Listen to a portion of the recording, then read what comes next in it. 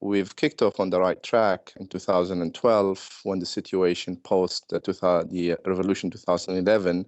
So the plan was to try to support the overall vision of diversifying the economy away from oil and creating a sort of a strong knowledge-based economy by investing in infrastructure. And the journey had started on the right track. Unfortunately, the security situation in the country, especially towards the end of 2013 and 14, put a lot of constraints and restrictions in executing those plans. The two rival governments obviously have different economic strategies, and you are a key part of that.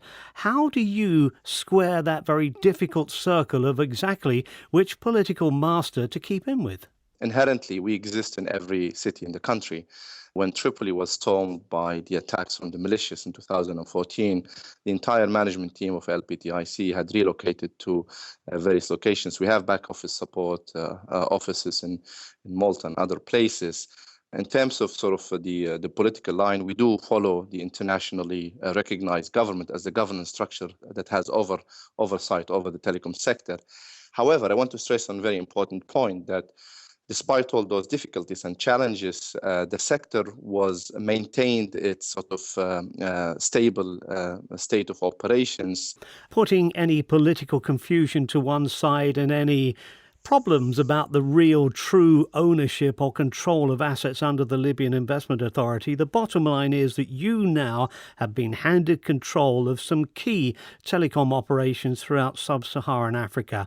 I think of the operations in Uganda, Ivory Coast, South Sudan. What plans have you got to develop them? The first plan is to ensure that we secure those assets and ensure that those assets, we have business continuity plan in place, so they are secured. Second plan is to ensure those operations are stable and running in an ordinary fashion. And the third phase is a phase of growth and expansion. Ultimately, though, you're up against some stiff competition from other telecom groups. Absolutely. The competition in Africa is severe. I mean, some of these countries, you find 7 operators operating in a country with limited population. We have a massive competitive advantage, offering better services, cheaper rates. And why we do this? Because of the infrastructure, the integration of the infrastructure available to LPTIC, which will be made available to the operators in Africa. We have the knowledge, the in-depth knowledge of the sector, the vast experience in the telecom sector. Libya is 75, 80 years old. It's not new. And speaking of some of those telecom investments, mobile phone operations in Uganda, Ivory Coast, South Sudan, people listening to you, are they going to, in those countries, perhaps look forward to a future of cheaper mobile phone calls? We are very competitive. I think if you look at the opportunities that we are prepared to unlock, is penetrating into the rural areas.